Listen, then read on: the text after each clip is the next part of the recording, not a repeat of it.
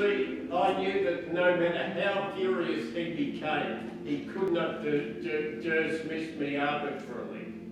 At that moment, I knew and felt the power of the Union.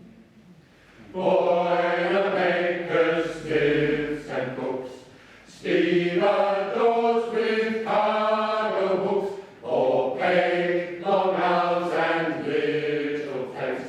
You nurses, teachers,